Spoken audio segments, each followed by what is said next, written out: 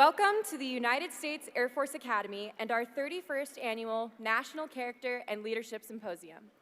I am Cadet First Class Rachel Perillo, the cadet in charge of this year's NCLS and your MC for this afternoon's Cadet Wing Kickoff. The United States Air Force Academy is known for creating leaders of character. In order to accomplish this goal, our institution provides us with the unique opportunity of NCLS. This year's symposium will focus on the tagline, "Embrace culture and empower people." We have an amazing opportunity to hear the stories of a wide variety of speakers, such as world-class athletes, astronauts, humanitarians, CEOs, entrepreneurs, scholars, authors, lawyers, Air and Space Force leaders, social justice advocates, and so much more. It is my goal and hope that each of you interact with speakers, discuss the wisdom you've gained over the next few days with your peers, and take the time to reflect on new perspectives. I believe this year's NCLS will change our mindset of what it truly means to value human conditions, cultures, and societies. Whether you were a 4 degree in the class of 2027, or a soon-to-be graduating firstie in the class of 2024, Roy, we all have room to grow together as we challenge ourselves to successfully lead in ways that embrace culture and empower people. I invite you to join me as we express our gratitude for all who have given so much to help make NCLS successful year after year. Please hold your applause until we have thanked all of our generous donors. The United States Air Force Academy class of 1959, the class of 1993, the Association of Graduates, the Air Force Academy Foundation, the Falcon Foundation, the Muse Family Foundation, Lieutenant Colonel Retired Earl A. 𝐒𝐚𝐫𝐿𝐵, class of 1977, and Mrs. Candy 𝐒𝐚𝐫𝐿𝐵, the Land of the Free Foundation, and other donors. Without their generosity, this amazing event would not be possible.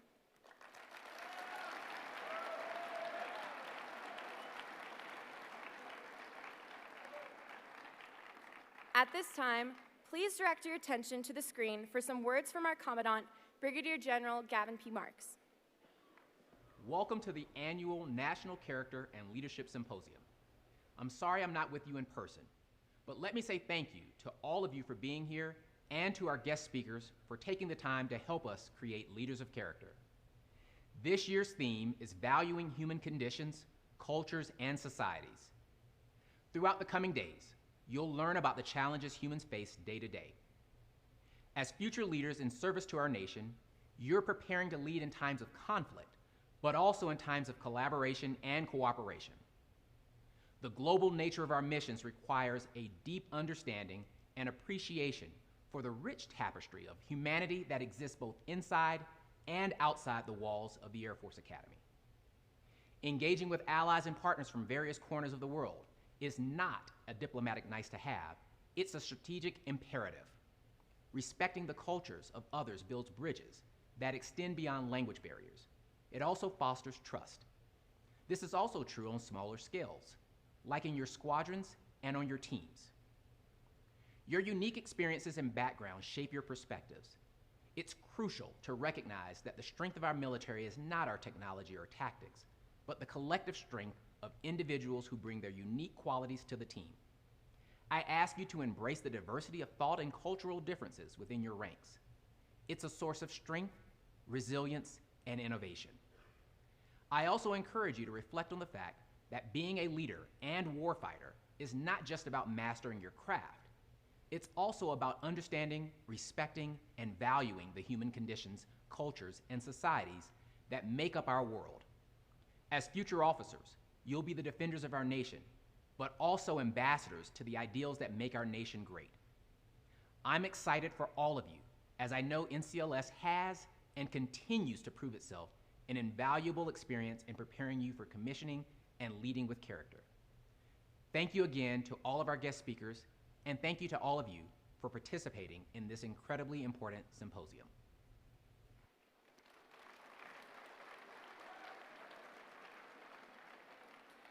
And now, before I introduce our guest speaker, we have a very special message to share with all of you. Tower, this is T. Stark. I took flak, I'm coming in hot. No, idiot, you're coming in low. Flaps, flaps. Pardon the rough landing. Air Force Academy cadets, I salute you. And what an honor it is to help kick off this year's National Character and Leadership Symposium. You see, I caught wind of that cadet-directed invite that made the rounds on social media, and let me tell you, it was nothing short of titillating. That's why I'm here. Y'all really know how to extend a digital invite and make a fella feel special. So thank you for that. I'm sorry I can't be there in person, but rest assured, Lieutenant General Clark and I have been scheming, so don't be surprised if I drop in for a refuel at some point in the future. I wish I was there, honestly, with y'all to soak in the words and wisdom of the incredible speakers and thought leaders from around the world. I would challenge each and every one of us to make these next few days count. And the theme of this year's symposium, valuing the human condition, cultures, and societies, it's a timely one. We're at a critical point in history, and personally, I'm counting on your generation to become leaders of character and principle. You're all heroes in the making. No pressure.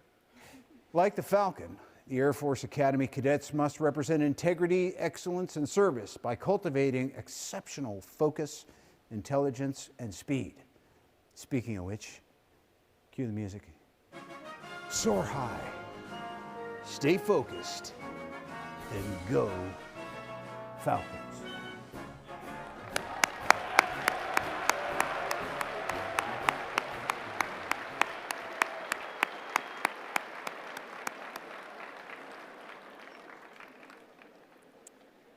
Now, it is my honor to introduce our speaker for the Cadet Wing Kickoff, Lieutenant Colonel Jose Sarduy.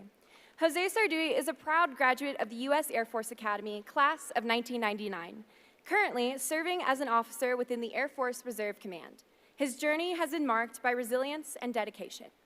An accomplished aviator, Lieutenant Colonel Sarduy has served in Operations Enduring Freedom and Iraqi Freedom. Beyond his military service, he has pursued a passion for comedy, honing his skills on stages in New York and Philadelphia. His comedic talents have earned him appearances on major networks such as CNN, CBS, Fox, and Lifetime, as well as hosting roles on programs like NUVO TV's Stand Up and Deliver, and features on Fox TV's Laughs.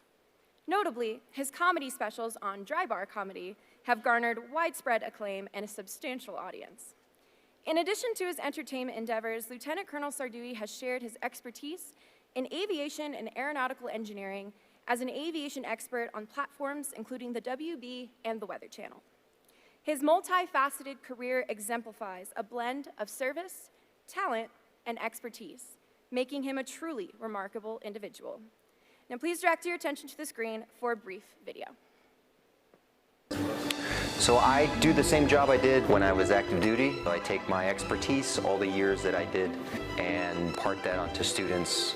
But I also wanted to make a choice for my life, and so I made the choice for stand-up. I'm a pilot, which a lot of people don't know much about because they immediately like, oh, you're a pilot like Tom Cruise in Top Gun? I was like, no, I'd be this little. From Hollywood, where sometimes people dress like they're gonna be in the Thunderdome. Twinsies! This time dressed as supervillains. This time dressed like we're in the 70s. Hey! Yeah! This time I borrowed a jacket from Elton John. Yeah! You want to help veterans? Easter Seals is here today. You guys can donate at the front. Come to register one. So cool. Ladies and gentlemen, get ready to laugh and have some fun, and join me in welcoming Lieutenant Colonel Jose Sarduy. Thank you. Hello! Hello, hello. You guys asked for Robert Downey Jr. And you got a Jose that looks like a Jason. That's the thing. That's what you got today. Sorry. Sorry about that, everybody. I actually got to see Robert Downey Jr. I live in Los Angeles, California. And yeah, I was at the Laugh Factory in Hollywood. And I saw him walk by going into the Laugh Factory. And I got to tell you, this picture is inaccurate. It should be more like that. So if you're a shorter dude, you can be Iron Man. So they'll just put platforms on you. So that's all right. So I was wondering, when I got invited to this, like, what am I going to talk about? I saw the list of speakers, and they are very prestigious, and I don't know what I can contribute that would be unique. And so I want to talk about something I think I have expertise in, and that is failure. I haven't failed more than anybody else. That's true. I have not fallen and gotten up more than everybody else. But what I have done is when I fall forward. So that's what I want to talk about today. So failure and the art of falling forward. What does that mean, Jose? Does that mean falling forward like when Kevin Hart was talking about Shaquille O'Neal? Shaq, this is how you fall forward. Hey, no, oh, God, please. Huh.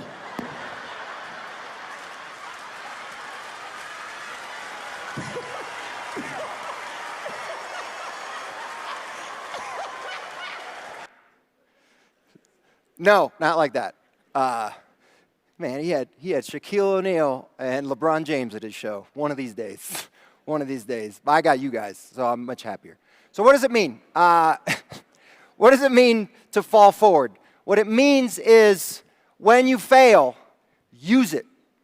Use it to succeed in the future. That is a thing that I have mastered throughout my life. I grew up nerdy. Anybody else? Anybody? It's the Air Force Academy. There's like 3 of you like, no. The rest of you, I understand. How nerdy were you, Jose? This nerdy. I went in for picture day. Nobody told me to wear my sash as a hall monitor. I wore it on my own. The picture guy gave me a soccer ball because he thought, yeah, this is bad. You're going to need something sports related. I don't even know the rules to soccer. So I grew up nerdy. I was on the math team. Yeah, math team people. Yeah, we used to compete against other kids in math for fun. We called them Olympiads. There was never any sweating at these things. I was a thespian. I was in the drama club. I was in the Young Astronauts Club. A super nerdy kid. But I used to get bullied. Any bullied people in here? Kids get bullied in here? All right. Okay. The whole mezzanine, that's where all the bullies are. You guys, they're going to laugh at the wrong parts of this. I was bullied. I had 3 bullies. I had one of them that was just one that insulted me. I had one that was a psychological torturer, and then I had the one that used to punch me in the solar plexus and laugh while I wheezed. And so I've done shows. I did a show for Mothers Against Bullying, and I told them my tactic for getting out of bullying, and it was join a sports team. I know, nerds are like, what? Join a sports team? Yeah, you don't even have to be good at the sport. In fact, if you're bad at the sport and you don't quit, that's better for the team. Coaches used to use me to motivate everybody else. You can't quit. Jose sucks, and he doesn't quit. You're right, coach. You're right. This wasn't my idea, by the way. I was in drama class with the captain of the wrestling team. Big, strong kid, handsome, popular, named David. And we had a little exercise. In the middle of the classroom, 2 people would act out a scene. Everybody on the side, there'd be 2 people on the side, and they would do the voices. And the class picked a scenario which was a burglary, robbing a house. And so David got paired with me, and David walks up, clearly carrying a television, and he starts moving his lips, and I was like, should we take the kitty litter box? The class laughed, and then the other person was like, why would we take the kitty litter box? David looked at me, he started moving his lips, and I was like, I heard this is the good kind. Even humans can use it. Right? Quick little joke, class laughed. Afterwards, David is sitting next to me. This dude's never talked to me. He goes, Jose, that was really funny. And I was like, oh, thanks, David.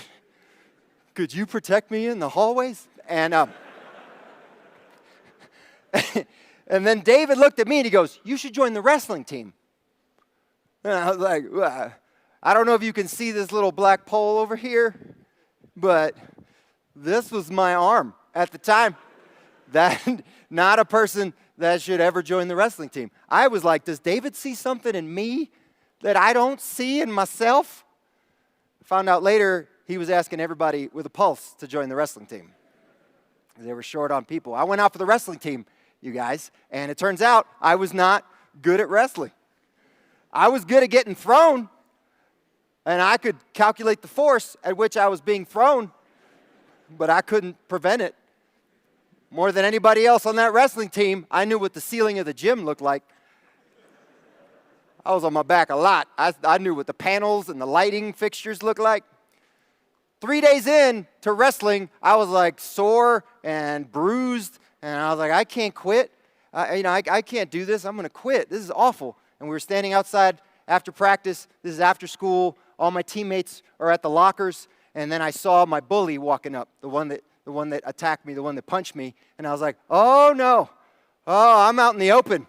There's no administrators. I'm going to die. I'm going to die today. I don't have any more lunch money. This kid's going to kill me. He looked at me. He looked at my teammates. He kept walking. I was like, I am never quitting this team.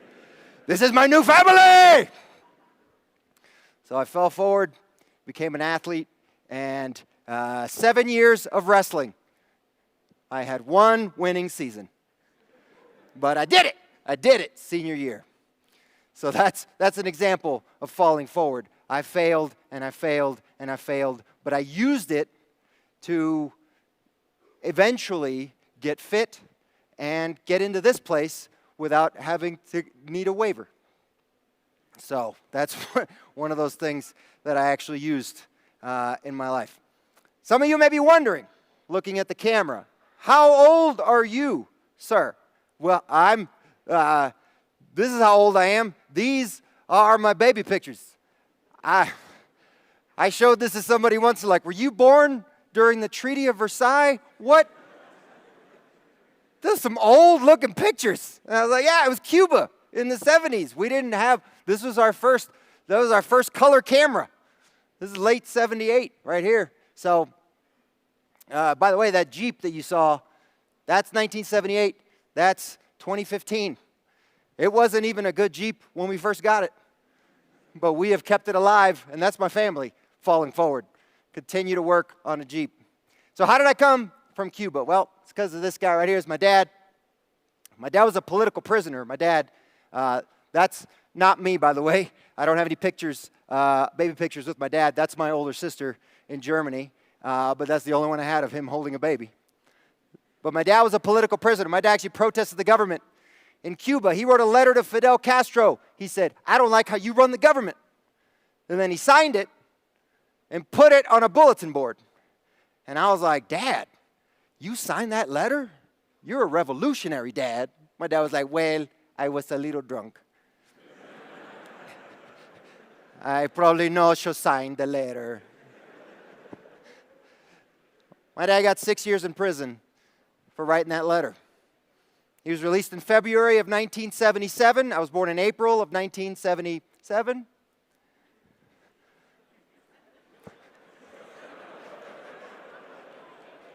For those of you that weren't on the math team, that either means I was a miracle baby or I was conceived in prison. Anybody else? Any other conjugal visit babies? Where my kanjis at? Kanjis? Nope, just one kanji. Yeah, baby. We drive by prisons, we're like, I should call my dad. I should call my dad. But my dad got out of jail. We tried to get out of Cuba, and they wouldn't let us leave, and it was terrible. And then they said, oh, you want to leave? Well, we'll deport you. So we got deported from Cuba to the USA. I mean, if there's ever been a falling forward, it is getting deported to the United States. People are like, how did you get deported to the United States? I'm like, I know, I can't even pitch. That's usually how Cubans get in here. So, one of my heroes in my life is my mom. We came from Cuba, and my mother exemplified falling forward to me. She left her family in Cuba. My dad divorced her and kind of left us a little bit. He's made up for it in his elder years. But when I was a little kid, it was just me and her. And there were nights where I never went without a meal.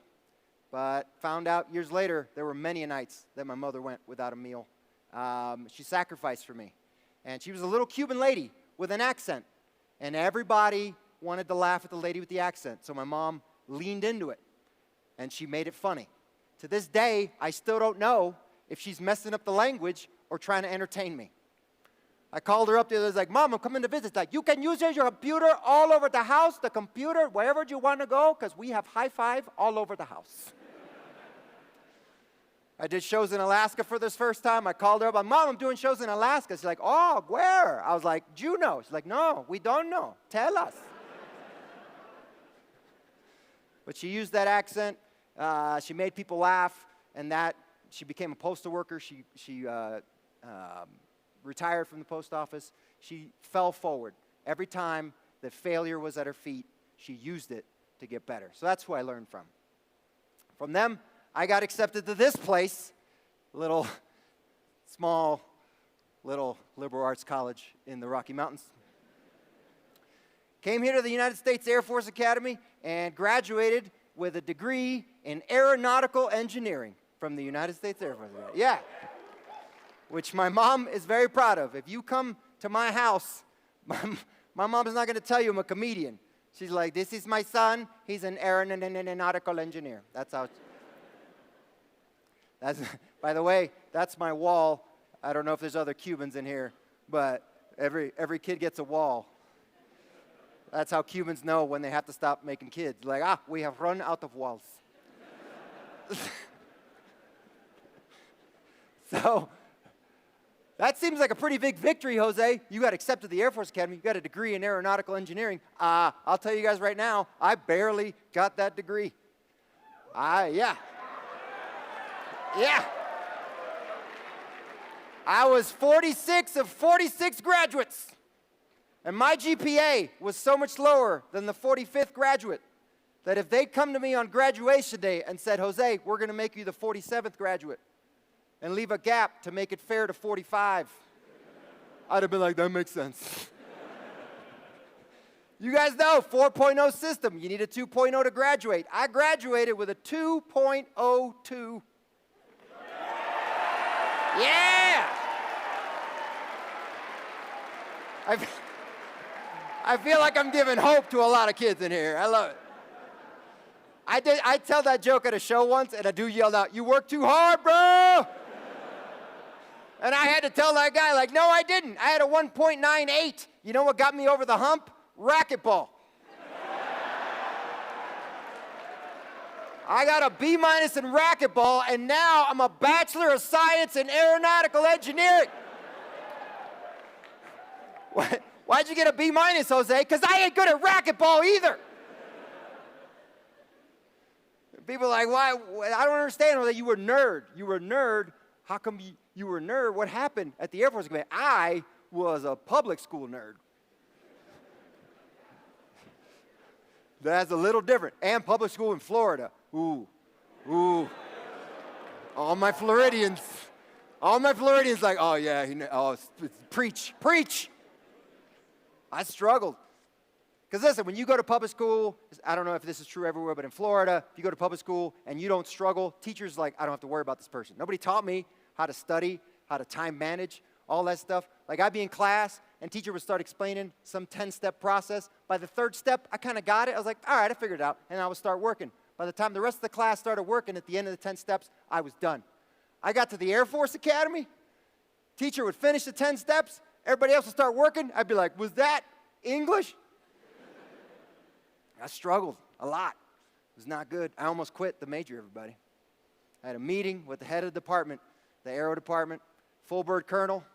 10 o'clock on a Tuesday, I was standing outside his office. I had my whole speech prepared. I was going to go in there and be like, sir, this stuff is too hard.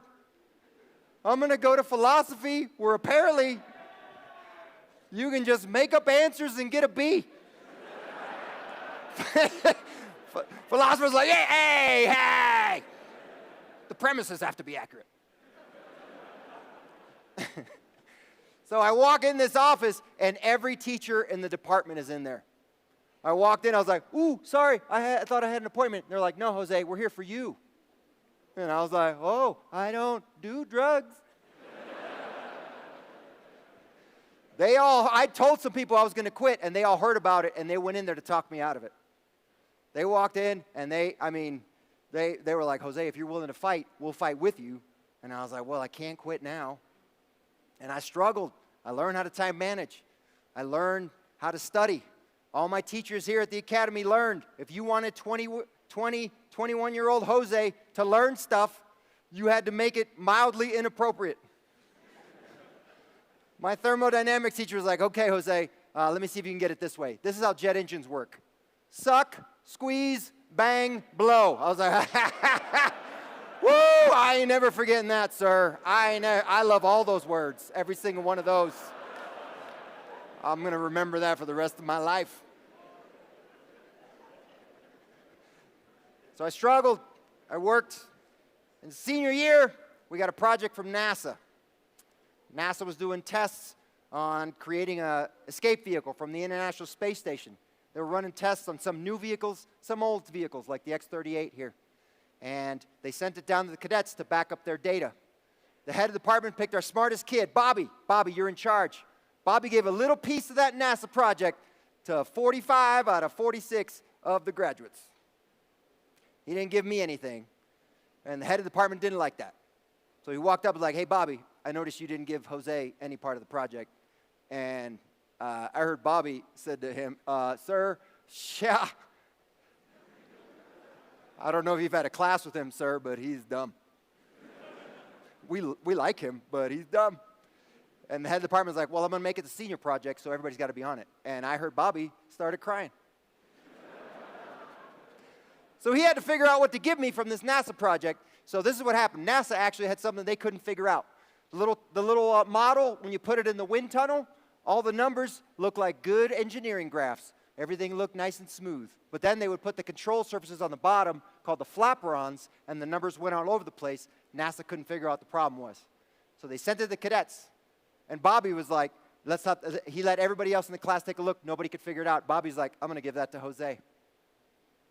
NASA couldn't figure it out. We couldn't figure it out. If he drools on the paper and barks like a dog, it's a wash. So Bobby comes to me, and first of all, I don't know I have to be on the project. And number two, I wasn't aware while I was here that I was the village idiot of this group. Like, I thought everybody else was struggling. And Bobby comes up to me, he goes, Jose, here's your part of the NASA project. I was like, what? You guys want me on the NASA project? And Bobby's like, yeah, want. That's the word. So NASA couldn't figure out this problem. My brilliant classmates, one of which is an astronaut now, couldn't figure out this problem. 2 weeks later, guess what? I couldn't figure it out either. But I was coming up with answers I knew NASA wasn't going to like. I started connecting the dots on the pictures.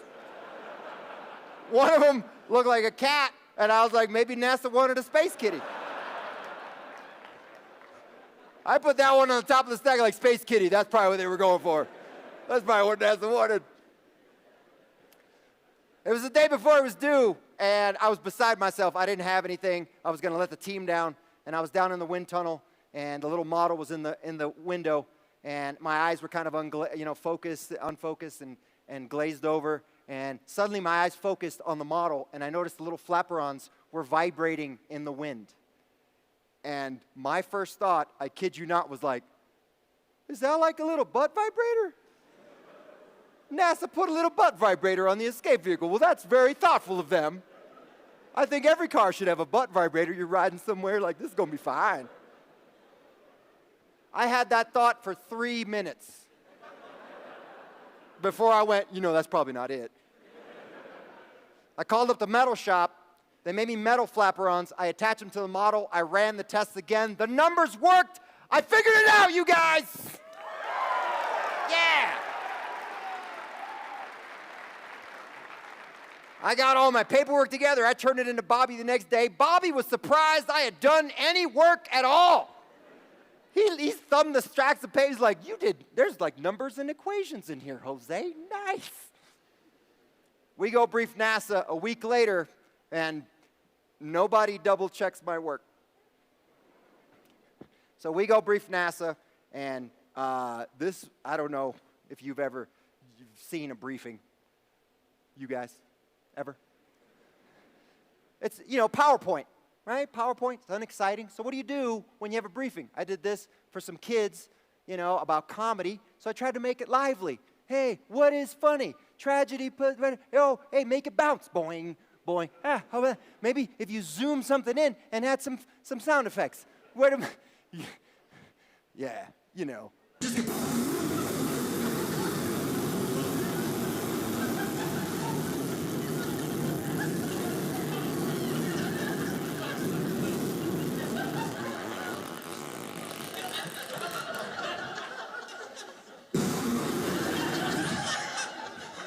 I thought he was gonna levitate like Chris Angel from the butt. For anybody that Chris Angel line was for you. For all of you that didn't recognize me, this is probably the only place most of you know me from, is I did a dry bar special and I did an 8-minute fart joke about a Sammy. So, yeah, you guys can check that out. Yeah, you're like, what? There's a Sammy joke? Yeah, I did a. So, but this was an engineering briefing. It was not at all meant to entertain, okay? It was just numbers and equations. And my classmates were trying to impress the NASA engineers, so they made it extra. Like it was wall to wall, every slide, numbers, equations, graphs. In fact, there was a dude from NASA sitting in the front seat who had 2 pocket protectors. Looked like he worked on the Apollo program. Like he had tape on his glasses, and this dude turned to his buddy and go, "This is boring." You know how hard it is to bore one of those people? So again, it gets to my one slide in this 100-slide presentation, and nobody double-checks my work. So they bring my slide up, and it doesn't have a single number or equation on it. And they say, now to discuss the flaperon's numbers problem is Cadet Sarduy. I walked up, I go, "Your model sucked." So I fixed it. You're welcome. And then I walked off, and NASA applauded me. They were like, "We need to get this kid at NASA." And then they saw my grades, like, "We do not need to get this kid at NASA." So I used that to fall forward, right? And I do this show, I do this story for young people, and I tell the story because I think the theme of the story is this. You may be the dumbest one in your group, and you probably don't know that. But one day a problem may come down the pipe that requires your specific level of dumb to solve. On that day, seize your moment. You know what I'm saying? I used that moment, everything turned around. My life turned around. I eventually became an aviator, and they were a fun bunch. They helped me through all of it. Nobody called me dumb, even if they thought it. But I got through it, and now I'm a pilot. Fly T6s down at Laughlin as a reservist. So I may get a hold of you guys at some point. And if you do something dumb enough, I put it in the show. And some of you may be asking, how old? You look too young to be Lieutenant Colonel, Jose. I get that sometimes. I'll be walking down the hallway. Some lieutenant will see me and go, "What's up, dude?" And I'll be like, "Oh, nice. That guy thinks I'm young." And if you think I look young now, you should have seen when I was a 23-year-old lieutenant flying cargo planes. I looked 14, which was terrible for passengers. We had a World War II veteran get on a plane. He came up to me and goes, "What do you do on the plane, little boy?" And I was like, "I'm your pilot, sir." He goes, "We're taking a train, man. Don't get on there. They got babies flying airplanes." But I flew cargo. I have a lot of stories. None of them are cool. They're all embarrassing or weird. Like, I'll tell you a weird story. This is the airplane I flew, the C-141B that doesn't exist anymore. One time, we got 600 pounds of cages full of live chickens. And it didn't actually end up happening. I'm glad, because I was born in Cuba. I'd have been in the back of the plane like this guy. "Ladies and gentlemen, welcome to the main event." Who's flying the plane? Whatever. 2-1 on the red one. 2-1. We call him Mike Tyson. He liked to bite.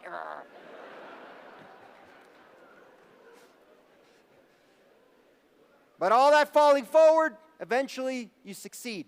All right? I've actually been on TV shows as an aviation expert. Weird Earth on the Weather Channel and Mysteries Decoded on the CW. And if you've ever seen me on one of those shows, maybe it doesn't, from the editing you can't tell, but the interviews were about an hour long, and I, about 40 times, had to tell the interviewer, yeah, I guess it could be aliens, but probably not. That was my contribution. And I became a stand-up comedian. And falling forward is the only way to do it, right? People don't laugh at your jokes. I was actually very annoying the first year that I did stand-up comedy. Most people didn't think I was funny. And then eventually I started getting people to laugh. And then now selling out some stadiums. I'm doing family shows. I had a TV show called Stand Up and Deliver.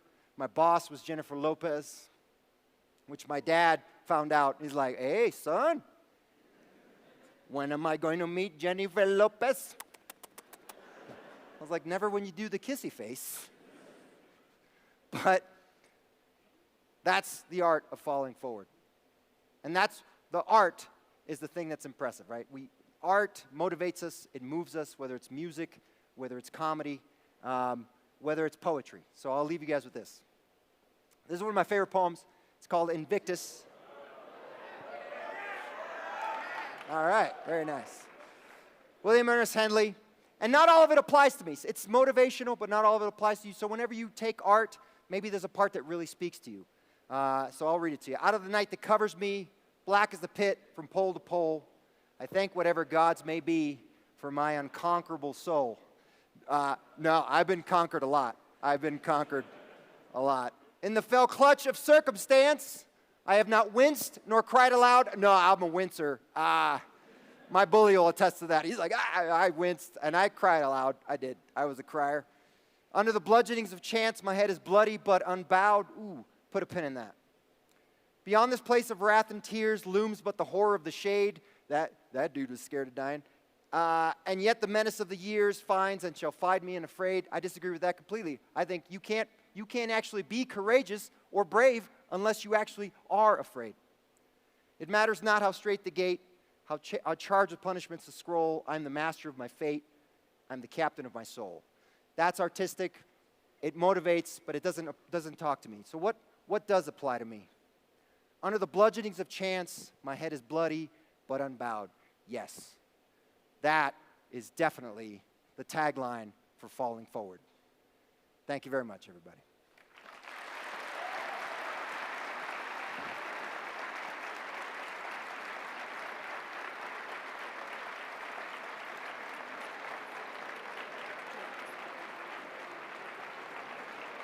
Oh. That was great. Thank you.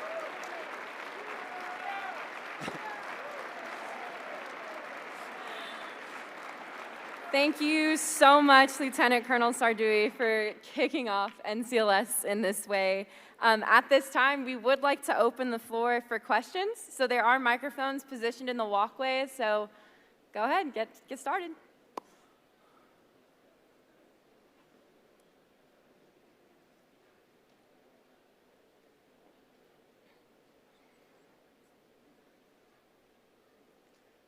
We got a taker. Right. Let's give an applause for the first question person, huh?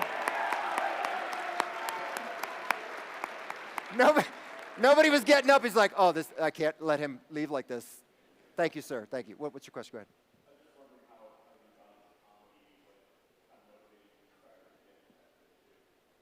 ahead. Well, like I said, my family was always very funny. But I was an inside joke teller, so I never thought I would be the person that would be funny. And then I tried to be an astronaut, and it turns out it's hard. And and I tried to be a fighter pilot, and I ended up being a cargo pilot. And so I was kind of, a lot of these goals that I'd set for myself were kind of coming down. And I felt great. I was still serving my country and all that. And then I was in Urbana-Champaign, Illinois. We got some, all right. Yeah, it's party town. And I went and I was meeting a girlfriend at the time. She introduced me to her friends, and these were all at the bar, and I had just the right amount of beer. You know that right amount of beer where you're good at pool and you're interesting to yourself? And they were trying to like screen me for her, so they didn't want to hear jokes. I knew how to tell jokes that other people had told, and they just want to hear about me. And I talked for 10 minutes, and nobody else spoke, and I killed. Like, this dude shot beer out of his nose. One of the girls fell out of her stool. People were like starting to stop and talking and leaning in, and I was just like, what is this? And then that's what got me into it. And then I looked into what stand-up comedy took, and turns out that's hard too. And I was like, perfect. If I fail, that's my jam. And that's how it started. I went to New York City, October 20th, 2003. I did an open mic at the New York Comedy Club in Manhattan. I did 5 minutes of comedy, and I got one legitimate chuckle, and I was like, I'm in. I'm in. I'm a stand-up comic now. And I can't tell that joke here because it has a lot of curse words. Thank you, sir. You're welcome. Thank you.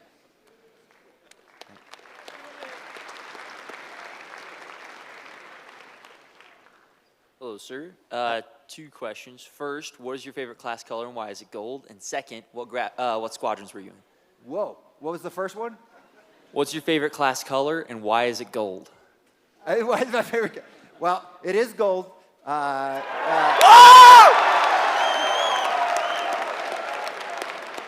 mean, we made it rhyme. The gold will shine in '99. Unfortunately, the Prince song was our song, and so we could never not hear that song and start, okay, gold will shine.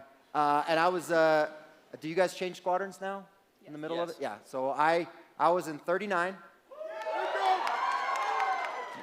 We were the cool campus rads, and we tried to change it to Jedis, and somewhere along the way it happened.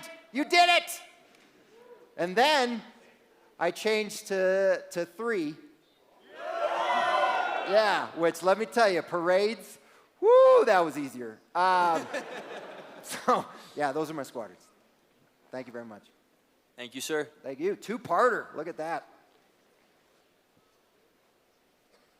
If you don't have any questions you want to ask in public, I'll be around all week. Please come up to me, and if you have any questions about how to do a active duty career, how to switch to the reserves, how to do a career that's non-standard. I've not only done the career that I have in entertainment, but I have had many reservist buddies that did kind of, like I had a day trader who was a friend of mine, right? So I've seen a lot of different things you can do with your life and still continue to serve.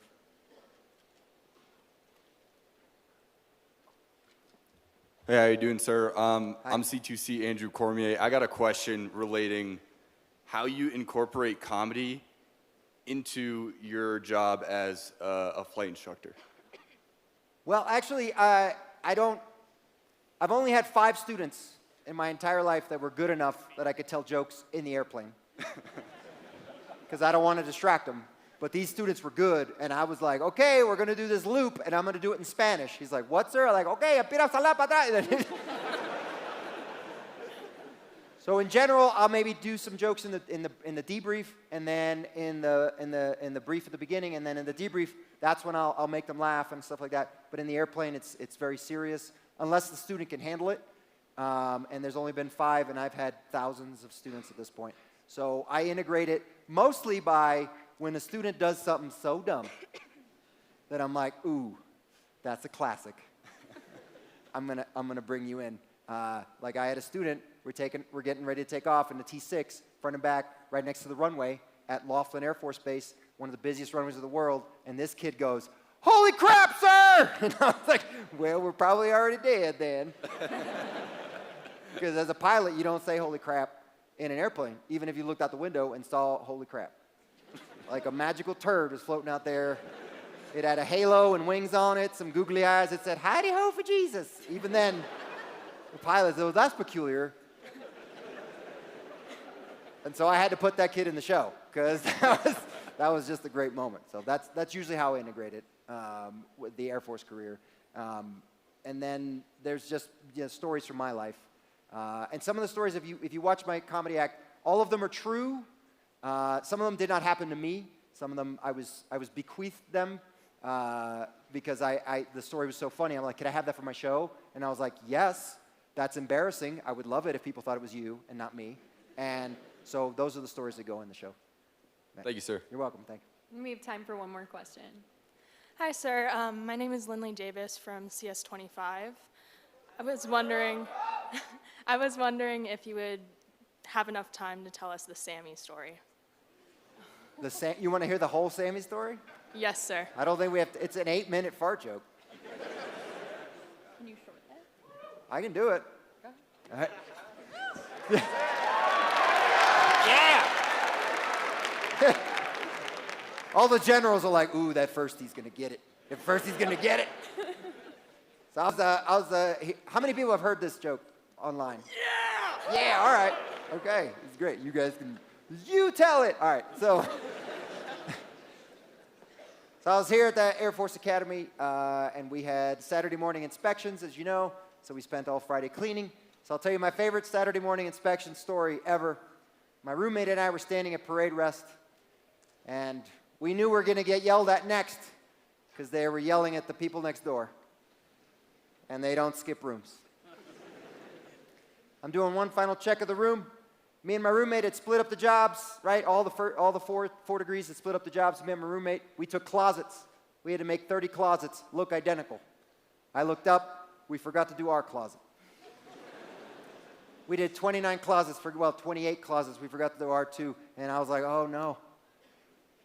I turned to my roommate for the first time since the inspection started about 45 minutes ago. And I was like, dude, we forgot to do our closet. And I was so stunned because he was sweating like he was in a sauna. It was February in Colorado, which now you're like, that's not that bad. But he had like pit stains and his eye twitched a little bit.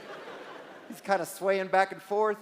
And I go, dude, we forgot to do our closet. And he goes, Jose, oh man, I'm so sorry for what's about to happen in this room. And I was like, I put too much pressure on my roommate. So I tried to relieve the pressure. I tried to tell him, it's not that big a deal. We'll just get yelled at. But I didn't get to finish that sentence.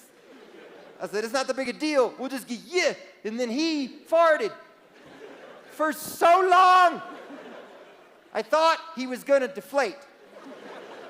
Like those things in front of the car dealers when they shut them off at night. It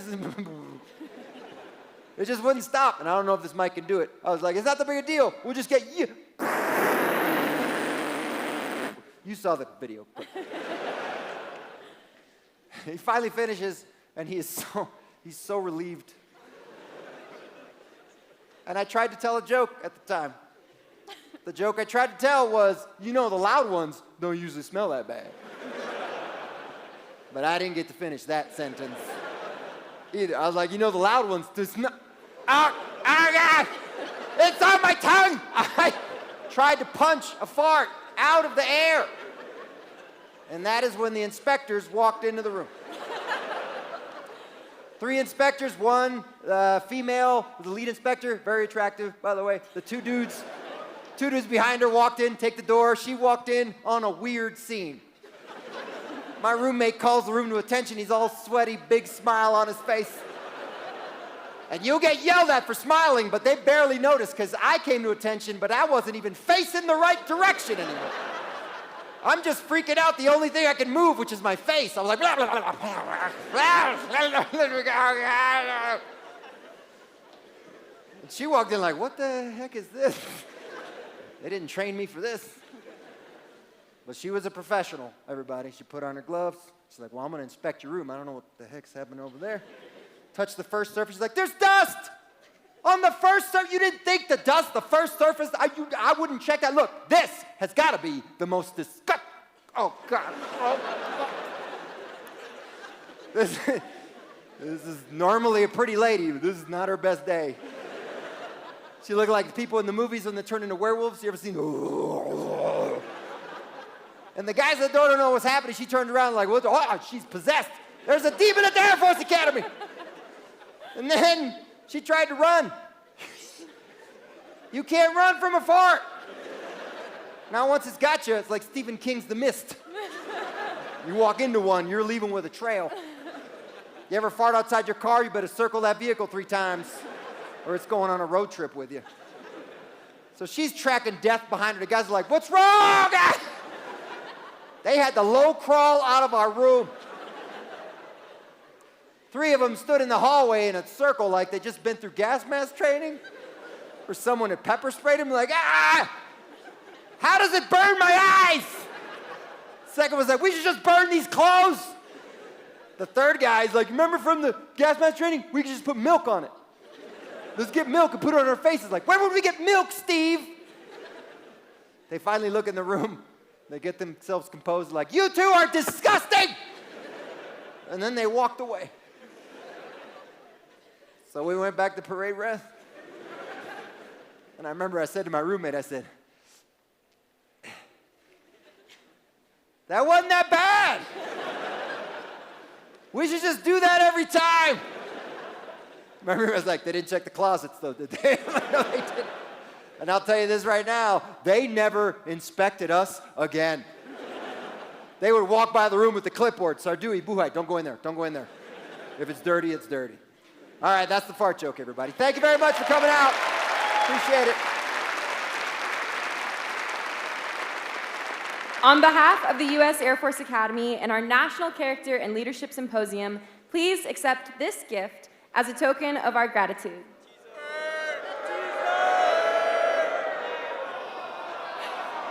The base is made of marble from the 𝐒𝐚𝐫𝐲, which you definitely know the significance of, and hopefully it doesn't bring back too many negative memories from your freshman year. But we hope you look back on this, laugh, and remember your NCLS experience.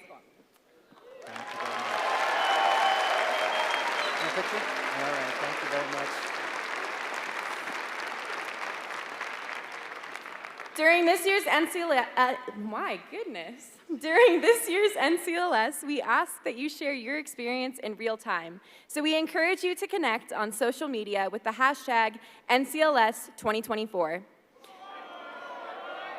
Each day, our marketing team will be pulling photos, stories, and quotes from these platforms. Please be sure to download the NCLS app, where you can sign in for sessions and score points by interacting and participating in activities.